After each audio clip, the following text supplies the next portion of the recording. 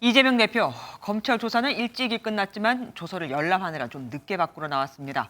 수원지검으로 가보겠습니다. 윤기란 기자, 이재명 대표 예상보다 소환이 빨리 마무리됐습니다. 네, 이재명 대표는 조금 전인 6시 12분쯤 피의자 신문조서 열람까지 마치고 수원지검을 떠났습니다. 검찰청에서 나온 이 대표는 차에 오르기 전 검찰이 오늘도 증거를 제시하지 못했다고 비난했습니다. 오늘 왜 불렀는지 모르겠습니다. 역시 증거란 하나도 제시하지 못했고. 네, 이 대표는 오늘 조사한 내용의 조서엔 서명했지만 지난주 조사에서의 조서엔 여전히 서명하지 않고 나왔습니다. 지난 조사 때와 마찬가지로 이 대표는 제 뒤로 보이는 건물 15층에서 조사를 받았는데요.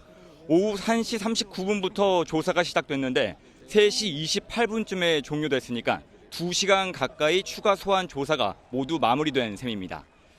지난 조사에서 150쪽 분량의 질문지를 준비한 검찰은 조사가 중단되며 질문을 절반 정도밖에 소화하지 못했는데요.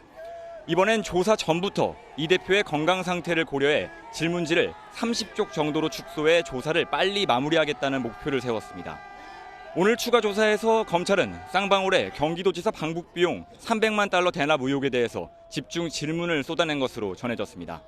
반면에 이 대표는 관련된 모든 혐의에 대해서 부인한 것으로 알려졌습니다. 검찰이 이번 소환을 끝으로 이 대표에 대한 모든 조사를 마무리하겠다고 했었잖아요. 이제 남은 건 구속영장 청구 여부인데 언제쯤 결정이 되겠습니까? 네, 지난주 소환 조사가 도중에 중단됐기 때문에 검찰은 이번 조사에서도 예상치 못한 상황이 벌어질 수 있다고 판단했습니다. 이 때문에 이번 추가 조사가 원활하게 마무리되지 않아도 이 대표에 대한 조사를 마무리 짓겠다고 이미 결론 내린 것으로 전해졌는데요.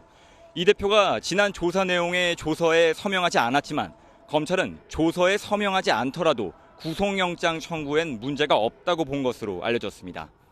이번 쌍방울 대북 송금 의혹과 백현동 개발 의혹을 묶어 검찰은 이번 주 안에 이 대표에 대한 구속영장 청구 여부를 결정할 것으로 보이는데요. 이르면 금요일이나 주말에도 청구 가능성이 제기되고 있습니다. 지금까지 수원지검에서 MBN 뉴스 윤기란입니다. 안녕하세요. 김주하입니다. 공정하고 신속한 MBN 뉴스, 유튜브를 통해서도 만나보실 수 있습니다. 특히 더 많은 뉴스와 라이브를 보고 싶으시다면 오른쪽을 눌러서 구독하시면 됩니다. 어렵지 않죠? 빠르고 정확한 뉴스로 계속 찾아뵙겠습니다. MBN 뉴스를 시청해주신 여러분 고맙습니다.